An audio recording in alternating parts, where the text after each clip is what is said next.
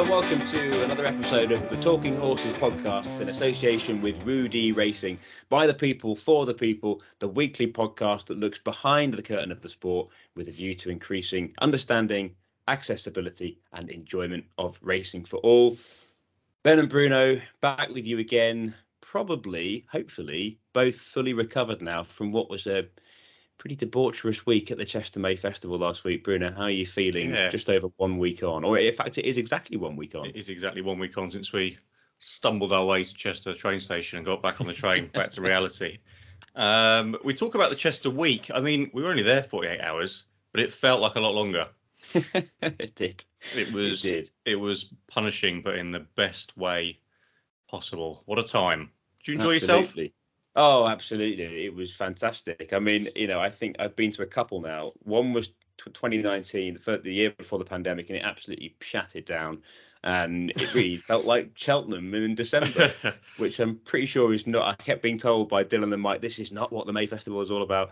2020 obviously didn't happen. And then last year, we were, as we discussed 2 weeks ago, we were fortunate enough to be there, but with no crowd. So even though we watched Glorious Angel in the driving rain in the first race on the Wednesday, it was nice to have the roar of the crowd, and the weather sort of by Wednesday afternoon, and then certainly by Thursday the weather had picked up again. So it wasn't the quagmire that it was in 2019, but right. Yeah, it was definitely felt like we were crawling out of Chester on Friday morning. But 100%. But the ROUDEE Racing guys do it well. We, from an owner's perspective, we had a fantastic time, as did everybody. So, I've heard that it didn't get anywhere near as rowdy on the Thursday or Friday evening. So I think it wasn't just us that were feeling the impacts of day one. Yeah, I'm sure it wasn't. We went for it. Fantastic stuff it was indeed. So this week we are going to have a chat with Mike from ROUDEE Racing to look back on Glorious Angel's run, which was full of promise, I think we all thought, in the Lily Agnes at Chester last week, and then look ahead to a very exciting card at Doncaster tomorrow, in which there are two ROUDEE Racing runners. Then we are going to, you and I, Bruno, are going to tackle the Derby. Yes, let's demystify that Derby, shall we? Demystify at least for ourselves. Exactly. It did feel a little bit like that, but it's fascinating. There's a whole load of stuff to uncover. So we will be covering the Derby in this week's Deep Ground, and then we will have a weekend selection for you all before we wrap up. So without further ado, we will get to talking to Mr. ROUDEE Racing himself, Mike Edwards, about all things ROUDEE Racing horses.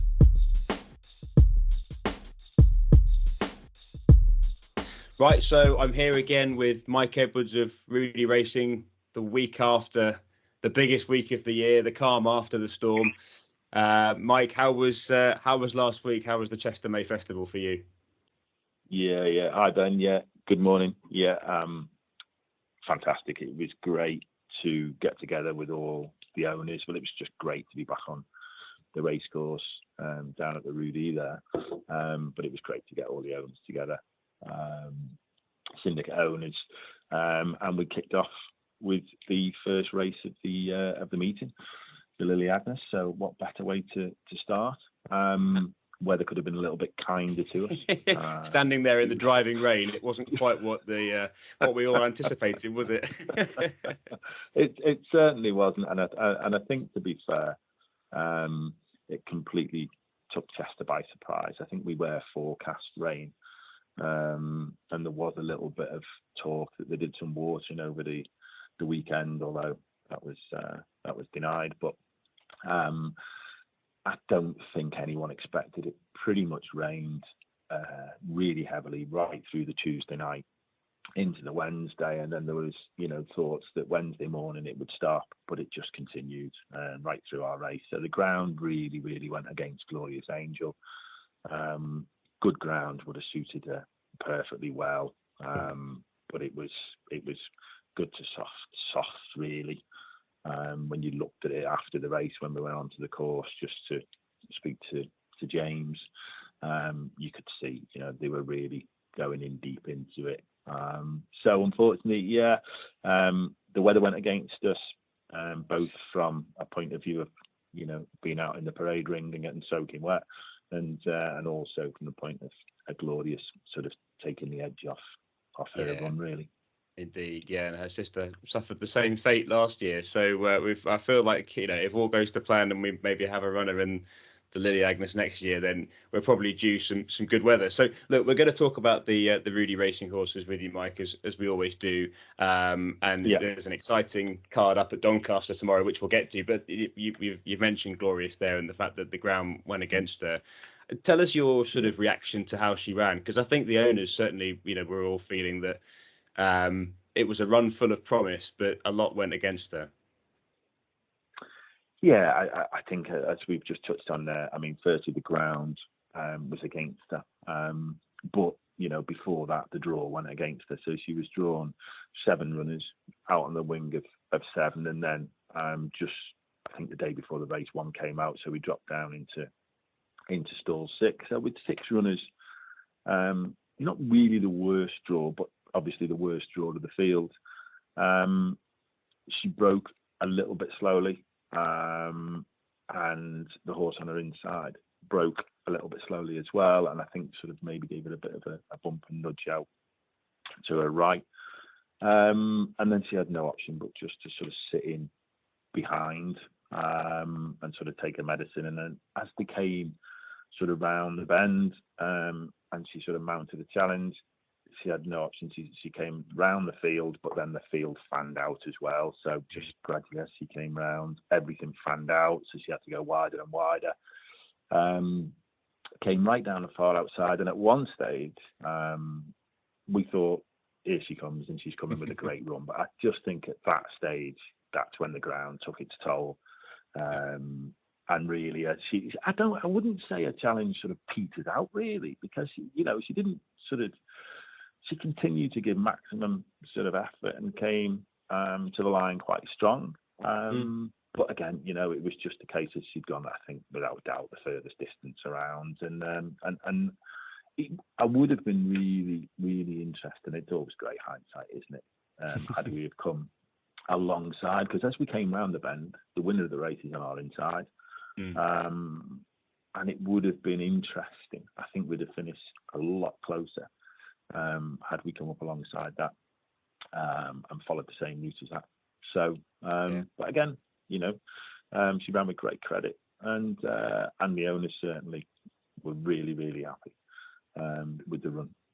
Absolutely, and celebrated as though she had won. So it left us all wondering on the Thursday morning what happens when she wins. So hopefully we'll find out the answer to that sooner rather than later. Just, you mentioned the horse on her inside as we turned in. I think that was Dave Lowe's Absolutely Flawless that went on to win the race.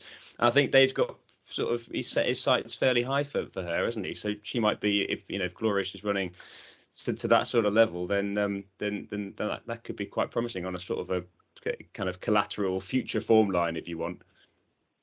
Yeah, I think they're talking about potentially taking that to Royal Ascot. It's quite early, isn't it, in May to know what you'd be up against at Royal Ascot. But that's sort of where they see Absolutely Flawless going. And as I said, we finished, I think it was a combined 3.5 lengths down. And different ground, different running conditions. I don't think we're at 3.5 lengths down on that in a future race. So yeah, as you say, really encouraging and interesting to see where everybody sort of goes really from that. And this is one of the wonderful things, being fortunate enough to be sort of part of Glorious Angel this year, along with Bruno and several other great people, many of whom we met for the first time last week. It's studying these 2-year-old form lines as they develop from April and May. And to be honest, whether you're involved in ownership or not, it's a fascinating time of year as these 2-year-olds sort of have their first runs, and then you see how much improvement comes from the first to the second, and you're sort of following the collateral form lines, and sort of by Royal Ascot, it's starting to take some kind of shape. But it's for Bruno and I, certainly as relative newbies to flat racing, it's a fascinating thing to kind of follow. So I think we're learning all the time. And fab. So that was Glorious Angel. Sorry, you were going to jump in. Yeah. Well, you can sort of see, how a lot of trainers are sort of they know what they're seeing at home, the potential they've got, and with their Royal Ascot hopefuls. They're sort of trying to plot that course, aren't they, of getting the timings of the run right, the types of races that they want them to run in to get the maximum sort of information, and sort of plotting the routes down to Royal Ascot, which is why at this time of year, you don't know what you're going to come up against. Everybody's at the saying there's a lot of first-time out runners who are coming out and showing a massive amount of potential, and it's unfortunate now and again if you bump into one, but that's the sort of risk and the, as you say, the real interesting thing as well. Absolutely. Great stuff. Yeah, that was a wonderful week all round, and she definitely did the owners proud on Wednesday, given everything. So let's move on to Doncaster tomorrow. So we have two ROUDEE Racing runners making their way onto the racecourse tomorrow. So including one debutant. So shall we start with Ibiza Love? Yeah, absolutely. It sort of follows on, doesn't it, nicely from what we're talking about, sort of time runs to see what you've got. Ibiza Love heads up to Doncaster and runs in the 7:10 restricted novices race for horses in bands B, C and D over 5 furlongs, and she's working nicely at home. But again, it's going to be a race where we'll find out plenty. We'll sort of, there's only one runner, I think, in the field which has got experience, Agostino. I think everything else is making its, if I'm right, making its racecourse debut. So we're going to find out plenty about her. Ross Coakley takes the ride, and Ross is really, really good.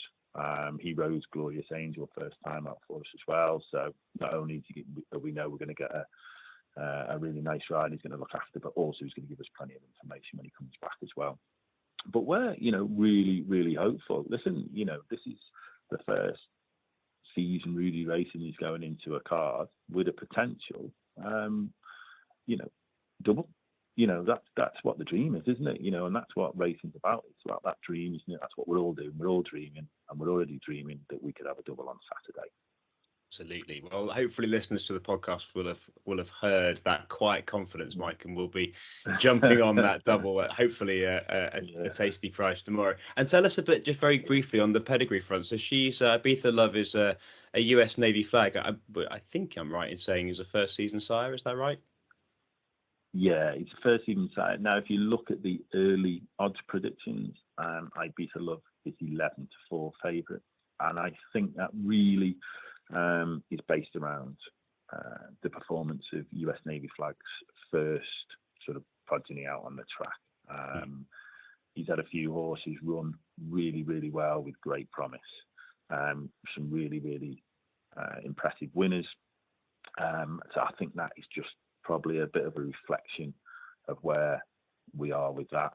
It's interesting though, we talked about sort of trainers, and there is this thought that trainers are sort of creatures of habit and follow sort of same routes, and listen, if that is the case, Ebro River won this race last year, so Hugo sent Ebro River up to win this race last year, and we all know what Ebro River went on to do from there. So if Ibiza Love could be half as good as him, what a dream that could be. And this is it. This is what we were just talking about, isn't it? At the start of the season, anything's possible. And but yeah, absolutely. I hadn't realised that. So that's fascinating. Well, yeah, there you go. So exciting to see her out on track for the first time, and then the 2 races subsequent to that, the 10:08. It's the turn of Roudemental off the back of his success at Redcar last time. How are you feeling about that? What are your expectations for Roudemental? Expecting a really good run again. He's in good form at home. He's come out of the race really well. Everything's going to suit him. Well, say everything's going to suit him. We just wouldn't want the ground to go too firm. That's all. Again, they've had quite a bit of rain yesterday. Doncaster, the ground showing is good now, and we'll sort of find out when we get up there. I mean, he ran at Redcar and won on good to firm, so good to firm's ideal, but I don't think we'd want anything more than that. Hopefully we don't get anything more than that. And then he's in good form, and he goes up there. He's got to, for me, I would assume he'd start favourite or second favourite. Looking through the race, for me, there's only two sort of unexposed horses in there. You've got Fresh Hope for Charlie Fellows, which Jamie Spencer goes up to take the ride on, which was third last time out at Wetherby. But that race was won by Rogue Millennium, which then went on to win the Oaks Trial next time out for Tom Clover at Lingfield. Fourth that day was a horse called World Without Love, which ran well at Windsor earlier this week. So, there's a bit of form in there. So you'd think that'd go up there with a chance. And then you've got horse number 2, which is Muta Shim. Mm-hmm. That beat Phantom Flight at Newcastle in March. Phantom Flight has since come out and won at Redcar. And the second to Phantom Flight at Redcar has since come out and won as well. And then Muta Shim has won again up at Redcar over a mile on the 18th of April. So, some decent form in there. That'll go off sort of £6 higher in the weights than us. But really, really hopeful that Roudemental will run a really, really good race. And I fancy him. I can't see any reason why he can't go and win again. Fingers crossed. Fantastic. See, this is the level of insight that Talking Horse podcast listeners want, Mike. That level of form breakdown, that's what people tune in for. So, top man, that is fascinating stuff. And I will be scrutinising those form lines as the day progresses. Good stuff. Well, I was thinking about asking you for a tip, but I think we've had the tip, and that is the Doncaster ROUDEE Racing double. Is that right? Oh yeah, absolutely. Yeah. That is it's should we call it a tip, or should we call it the dream outcome? I think let's call it the dream outcome. I'm sure on Friday night when I go to bed, by the time I wake up Saturday morning, we'll have definitely had that double. So let's hope we have it in style, Absolutely. Yeah, fantastic. No, brilliant. Very exciting weekend ahead. So, and look, the dream outcome / tip last week was Glorious Angel to win the Lily Agnes. And if anybody had followed that, they'd have got a fantastic run for their money, as we talked about. So, wonderful. Good man. Well, look, Mike, as always, thank you for your time. I'm sure we'll speak to you again very soon. But you'll be up at Doncaster tomorrow, I assume. Yeah, I'm travelling up at Doncaster tomorrow. Yeah, it's a bit of Liverpool play Chelsea. Well, sorry, I get that. Liverpool beat Chelsea tomorrow, don't they, in the FA Cup final, and that kicks off at 4:45. So I've got that to sort of navigate on the way up there. Whether I get up there early and try and watch that somewhere or what. So it could be. I mean, there's a treble on the cards, isn't there? There's a treble on the cards. There's a Liverpool Ibiza Love Roudemental treble. Who's not going to back that? Well, probably me, because I don't want to see Liverpool win anything. But apart from that, probably plenty of other people would. So, good man, excellent, Mike. Thank you as always, mate. Brilliant insight and fantastic. Good luck tomorrow. Have a brilliant day, and we'll all be keeping our fingers crossed for the ROUDEE Racing double. All right.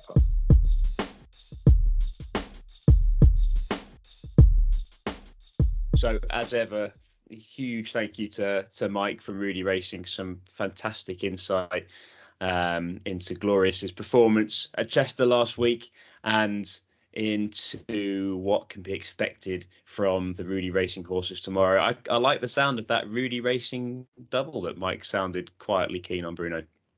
Yeah, I mean, we'll be getting probably a decent price for that, don't you think? And I thought so. Ibiza Love looks at the moment as though she's going to go off favourite. Is that right? Blimey. Yeah, I think the US Navy flag angle, according to Mike. So 11-4 is her sort of forecast price, and Roudemental's in at second favourite, about 5-2. So don't say you weren't told. Look at this. Look at these ROUDEE Racing horses heading the market. Absolutely, yeah. We've got hype horses already in this syndicate. Yeah, we should go and send them to get trained by Nicky Henderson. I was just about to say that. Hugo. We'll have to call them Hugo hype horses instead. Yeah. Hendo. That's quite nice, that. Triple H. Triple H. Yeah. Mega. So yeah, that was very exciting to hear all about the chances of those, particularly Ibiza Love, who's obviously making her racecourse debut.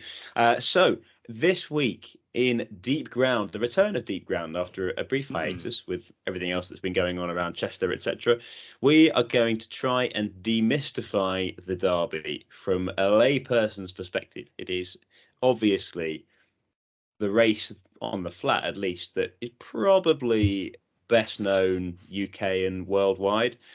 But I think when you start to sort of look into it in more detail, there's a huge amount that sort of goes into why, I guess, it is such a huge fixture in the flat racing calendar. So, Bruno, perhaps should we start with you for a bit of background on perhaps the preeminent classic in British flat racing? Well, yeah, it appears so. Look, we're coming at this from, you know, relative novice standing in terms of our knowledge of flat racing, but the Derby is something that cuts through, isn't it, to the wider public in the same way that the Grand National does and the Gold Cup does, probably to a lesser extent. The Derby is a highlight of the year, and this year more than ever, given that it coincides with Jubilee celebrations and all that stuff. So there'll be all kinds of fanfare around it. But starting to dig into it this week and understand why it's such a famous race. I mean, it's a really old race. I think the first running of it was back in 1780. Wow. And it pops up in history in various forms. And in terms of prize money, it is the richest race in Britain by some distance. So this year, £850,000 will go to the winner.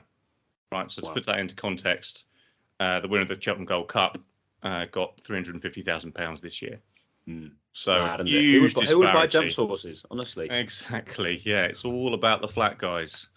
And I think I had a look at this the other day as well, and I think relative to the other classics, the prize money is definitely significantly higher as well, isn't it? Yeah, it is. Yeah, you're looking at more than double for the most part. So out of the sort of 5 classics across this flat season, this is definitely the one to win. But it has a unique set of challenges in that it's a bit of stamina test. It's run over 1.5 miles. It's run at Epsom, which is notorious for kind of its turn, especially over that distance, because that's essentially. It's not a fully looped track. We spoke about this the other week. It's just that one, really long turn into the home straight. And if you've ever been to Epsom, you'll see it and you'll really notice it more so than you would do on TV. We should go, shouldn't we? I think we need to go. Well, I went last year with the ROUDEE Racing crowd because Lordman ran at Epsom over 6 or 7 furlongs. I can't remember. Yeah. And even in that example of 2-year-olds running, you could see that it was a challenge over that short distance because yes, the turn, also the camber, which is spoken about a lot at Epsom, which again is something that is you wouldn't see, or the untrained eye wouldn't necessarily notice, but you can see that horses struggle sometimes to cope with the camber. Tell us about the camber, because it is. We were there together last year for a non-racing escapade, and it was very visible. But just describe the camber on the home. Well, as you run in, and again, feel free to add value to this. There's from the inside rail, sort of going back towards the stand side. There's a clear slope essentially, where and that could easily put off, particularly young horses. And we're talking about a race here which is 3-year-olds, so really still new in their racing lives, that might struggle to cope with that kind of imbalance. So that's the unique thing, which you really don't get a grasp for. What were we doing? We were training for a long walk, and we ended up walking across the race course, which you can do so on non-race days, which is another great thing about racing. You can just sort of walk into these magnificent arenas and see them for yourself. And you do really notice it there, and you can sort of understand why now horses of that age in particular might struggle. So it's a unique challenge. The other thing, obviously, that we're going to get into now is the whole tie-in with this race around the pedigree and the breeding side, which is such a massive part of this code of the sport that you don't really appreciate until you start looking at it. So to my great surprise, I found out this week that the Derby is not open to geldings. It is only for entires, colts and fillies only, which obviously suggests that it's a driver of huge breeding operations that we'll talk about in the next few minutes. So it really is a unique race. It's kind of been copied across the world in many different forms. There's obviously the Kentucky Derby, which was run not that long ago, but this is the one where it all kind of began. So yeah, it remains a massive thing culturally and within the sport. Yeah, Colts in the Derby, Phillies in the Oaks, and it's which is the day before on the Friday. And it's something that it appears to be entirely around pedigrees, future stallion value. And that was something that came to light going through, as I did yesterday evening, the winners of the last 10 runnings of the Derby, to just sort of see if there was some sort of obvious trends around what to look for when, trying to identify those at the head of the betting that actually are appropriately priced.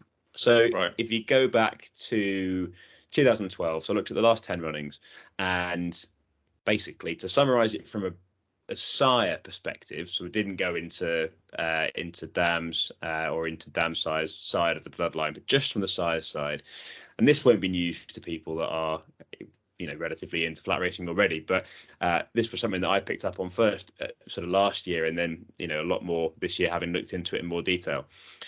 4 of the 6 sires that produced the last 10 Derby winners, so there's been 6 sires that have produced the last 10 Derby winners, had all won the Derby themselves.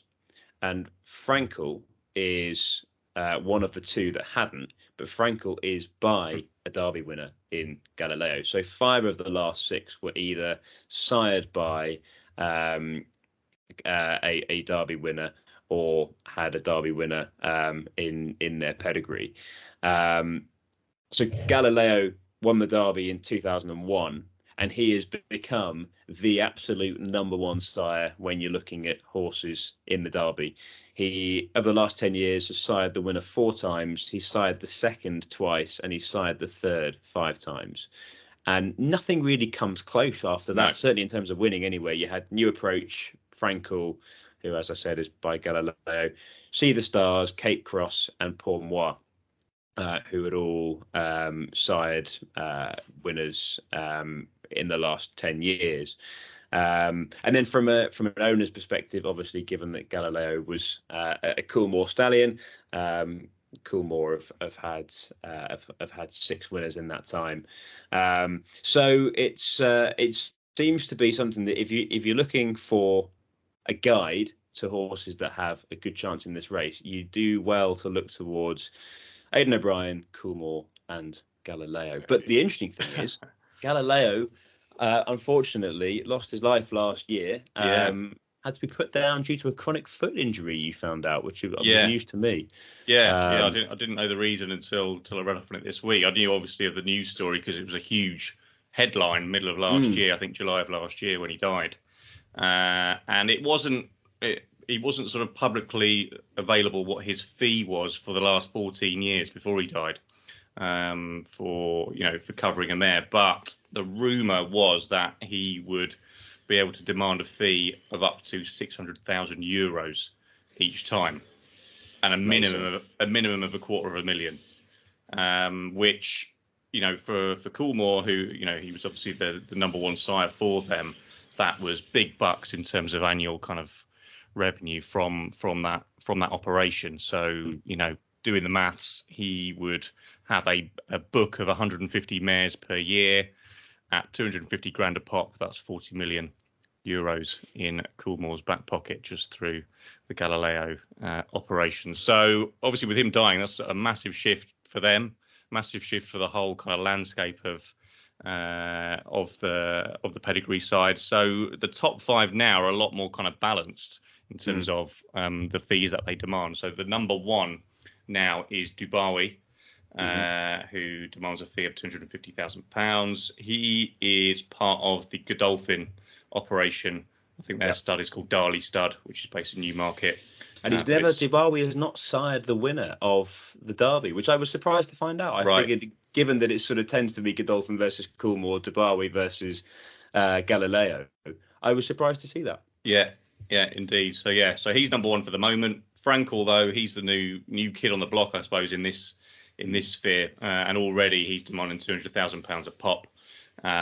He was raised from £175,000 just this year, so you can see that stock rising, furthermore if he lands more winners. I mean, he landed the first and the third, didn't he, in last year's Derby? He did. So Bayard was first, and Hurricane Lane was third. Yeah. Yeah. So if he's got more of those in the pipeline, then that fee's going to rocket, no doubt. And then actually over in the US, you've got a couple in that top 5. One is Into Mischief, based out of Kentucky, who goes for around £185,000 a pop.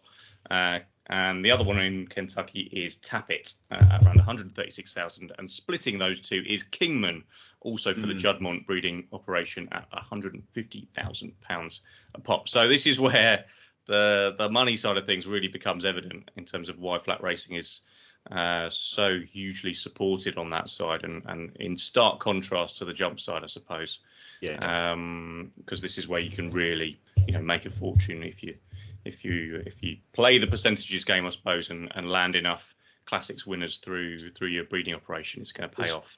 There's just it's a huge race for all those reasons in a long-term context, and it's sort of one of these things where horse races are, even if it's a jumps race, but certainly a race like the Derby, it's over in what would it be, sort of 2.5, 3 minutes. I'm not sure what the sort of typical race time for the Derby is, and in that time, kind of lives can be changed.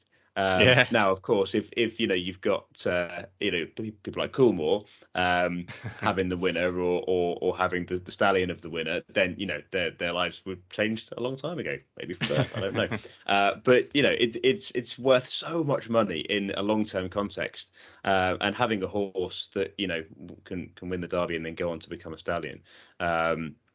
It's obviously just a huge deal, isn't it? So it'd be really interesting to see now. It does rather feel like, as you say, Frankel is the heir apparent, but with I think it might be Galileo's last crop of 3-year-olds this year. I think that's right. Well, judging by, sorry to cut you off, just judging by the betting market, yes, because he is still dominant in terms of that top 5. So if we just quickly break down who those are, and their links to Galileo, at the head of the market is Desert Crown, who won the Dante, obviously yesterday at York, making him I think something like 9-4 favourite. He's by Nathaniel, but Nathaniel is a son of Galileo, so so he's one exception, I suppose, in that sense. Nathaniel also would side Enable, the incredible filly, so who's now starting to foal herself.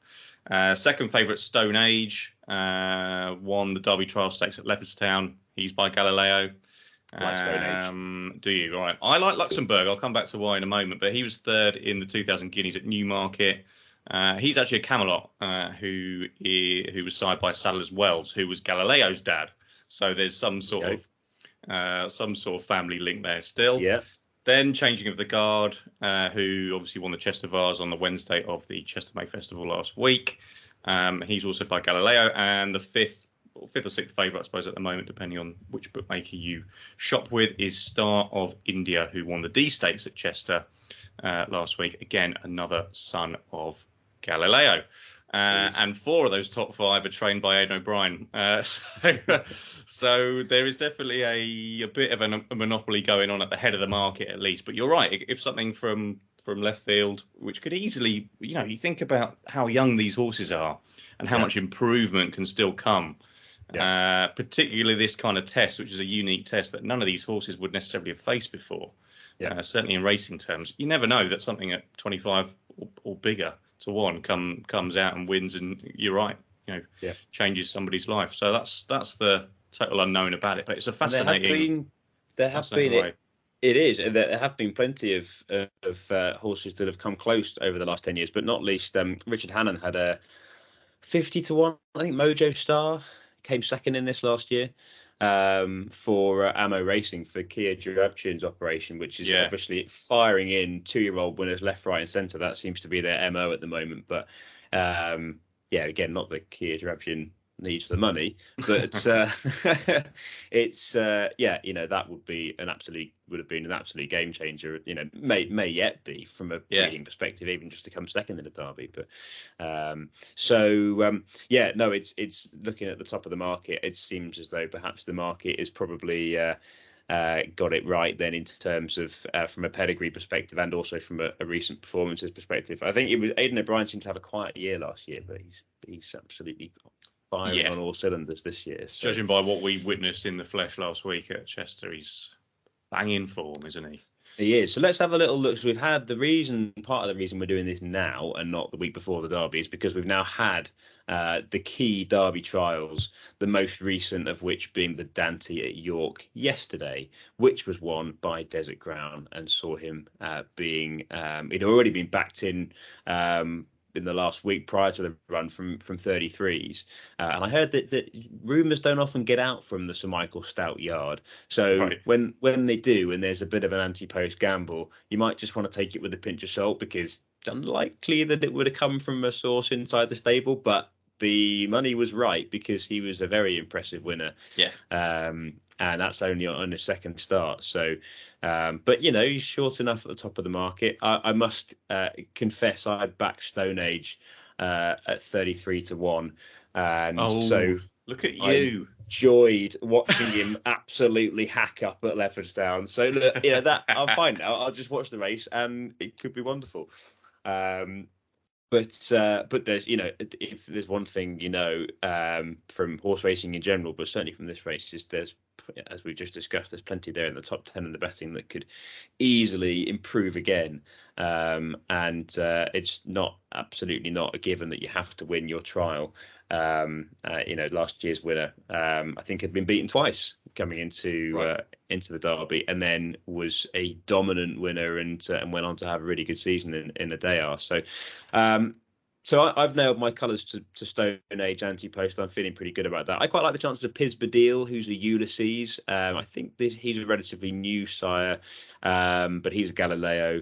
And he seems to have all the right attributes from an attitude perspective from what relatively little I must confess I've seen. And I had one eye on Westover, who's a Frankel, who is Khalid Abdullah owned 20-1 shot.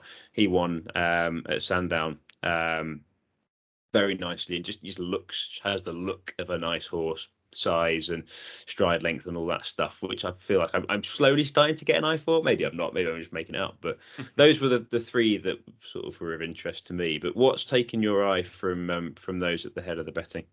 Well, I mentioned Luxembourg was of interest, and the reason, he's been beaten obviously at the 2000 Guineas, but I watched that again just this morning, and he didn't get the best start. He stumbled a little bit pretty soon after, and he was struggling at the back of the field for a lot of it, and then just came round the outside to take third. And I thought that was a pretty taking performance. And given that this is an extra 4 furlongs versus what the mile that was run at the 2000 Guineas, I think the staying potential might be very, very valuable. So he's of interest just because I think there might be that, the figures there might not necessarily reflect the quality of the horse. Well, I hate to burst your bubble, but he was announced as not running in the Derby at the start of this week, having had a setback in training. So, but you definitely weren't aware of that. He'd shot to the head of the market after the Guineas for the reasons that you suggest. Yeah, interesting. And then he'd had a setback, and they said he was going to be a race against time, and generally that's not a good sign. Then indeed it wasn't. So you have to find another one. We'll scrap him.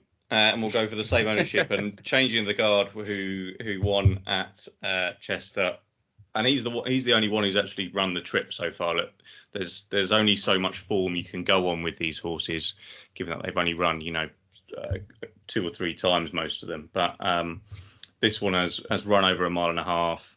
Obviously, Chester's a decent trial given the turn on that track, and he won the D Stakes the Chester Vase pretty comfortably. As well, winning by over 6 lengths over some decent horses, so including a very, very short price favourite for Charlie Appleby in New London. So that's probably the one at a bigger price. I think he's around 8-1 at the moment for Derby. Yeah, he was very good indeed. And Neil Mather, who was podcast guest 2 weeks ago, we were watching that race together. He turned to me and said, "That wins the Derby." And this is a man that's been going to Chester, what did he say, for 27 years? 27 years. Maybe it's 28 now. But we'll discuss Neil Mather's tips on another episode, maybe. So New London, son of Debawi. So I don't know whether he would go for the Derby or something else. But he looked big horse, probably not necessarily suited to the trials and tribulations of Chester, and that I find that a really interesting angle to look at these Chester trials. And I think Aidan O'Brien apparently has a track that replicates Epsom at home. So is it any wonder that his horses know what they're doing when it comes to riding the turn? Whereas New London looked like he hated it. Probably a horse that just takes time to get into his stride. So in hindsight, it was an absolutely terrible price at 4-11 last week. Terrible. Yeah, shocking. I mean, it makes a lot of sense that a trainer with the standing of Aidan O'Brien might have a setup at home which replicates one of the biggest races in the world. So it's a smart move, isn't it? It surprises me that you don't see a bit more of that, maybe.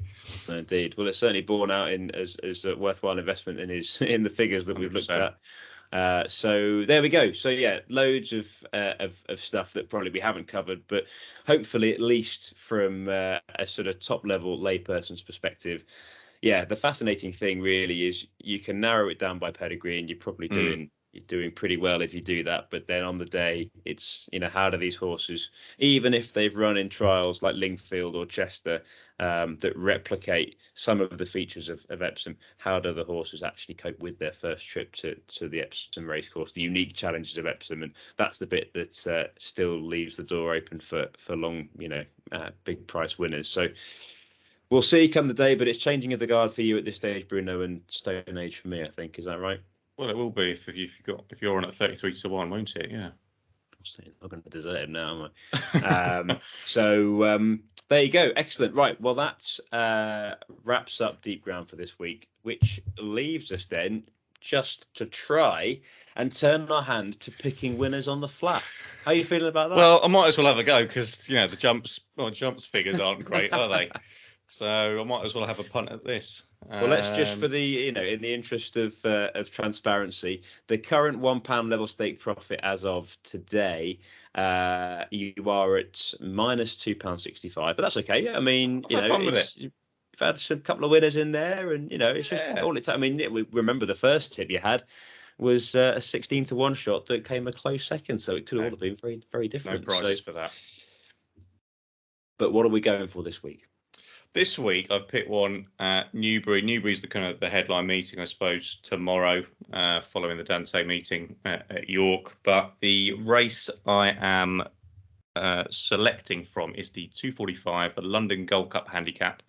Run over a mile and 2. There's 13 runners, so it's going to be highly competitive. But the one I'm with is Red Vineyard for William Muir and Chris Grassick. Tom Marquand is jocked up. And he's not a bad jockey, and he's a friend of the show now, isn't he? He is a lovely chap that we enjoyed a long black and some poached eggs with on the Thursday of the May Festival last week. Yeah, and that was pretty good nutrition for him because he went on, rode a pretty good winner that day, didn't he? He did. He won on Hamish, which he told us about, and very good horse. So anyway, so Tom, first name terms, rides Red Vineyard, and I just like the form of his win. I guess I'm coming at this still looking at form lines as much as the pedigree side, but I like the form of his win at Sandown. The second in that race, Al Kareem, had already beaten Mr. Big Stuff, who's quite short in the betting for this same race. But he was never going to get your love. Very good. Mr. Big Stuff, actually, his form reads pretty well because he ran in behind the aforementioned Desert Crown at Nottingham, I think, in his first run. So Red Vineyard has already beaten Al Kareem, who's beaten Mr. Big Stuff. The third in that Sandown race, Bolt Hole, has since come out and won at Newmarket. He still looks to be well handicapped. He's gone up £5 for his victory there, but based on his Racing Post ratings, he still looks to be ahead of the handicapper. And 1 mile 2 seems to be the ideal trip. This is his fourth ever run. His last run was over that distance. Prior to that, he ran over 7 furlongs, which is quite a bit shorter. So this might just be the right test for him to win. He's around 10-1, so I'm going to go half a point each way. But if he shortens up by the time we put in our tipping videos tomorrow, then I might change that. Tipping videos are final. Which he almost certainly will, now that he's been tipped up by Bruno on Talking Horses podcast. Good man. Just remind me the name of the horse and the time of the race at Newbury. Red Vineyard, 2:45 at Newbury.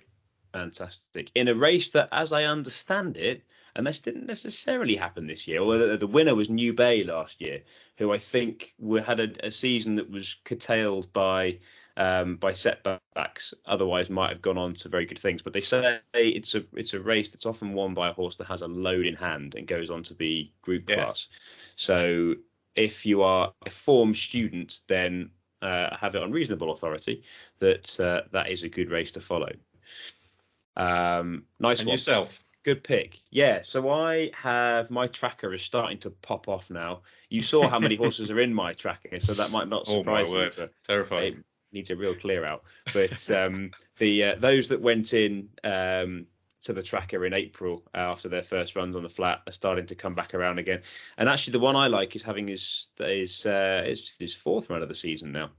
But I think there are reasons to be optimistic at a decent price. So I like Pocket the Profit in the 225 at Newmarket. And I'll tell you why. So this horse ran at Pontefract at the start of the year, won on soft ground over 6 furlongs, and then went off favourite in the Class 2 3-year-old handicap at Newmarket in April, in which he finished the 1.5 length fourth, but was very much strong at the finish and looked like, having been held up in rear, that just didn't have enough strides left in the race to get up.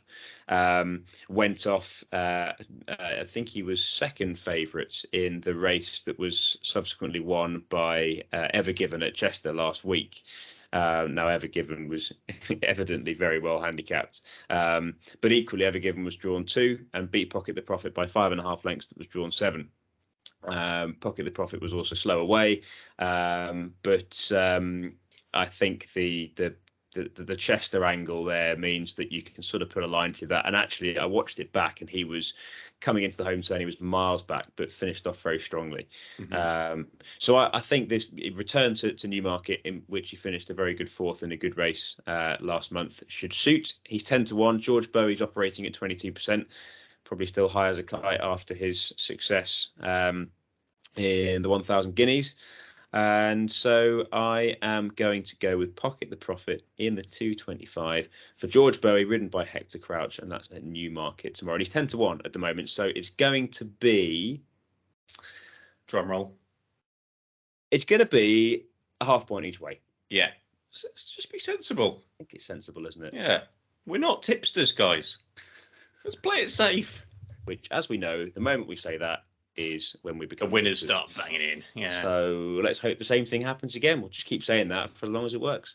Yeah. Great stuff. So that brings us to the end of our first foray into tipping on the flat. But more importantly, another episode of the Talking Horses podcast. So hopefully we've demystified the Derby, and hopefully that chat with Mike Edwards has highlighted a nice double to be on tomorrow at Doncaster. And fingers crossed, first and foremost, that both horses run well and do themselves credit. But they definitely seem to have a chance of winning, which is very exciting.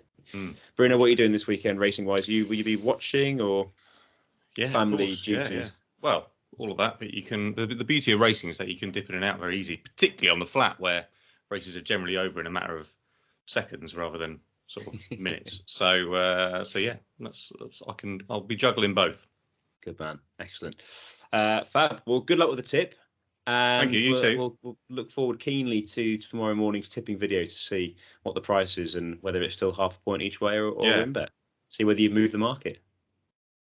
Generally, I have.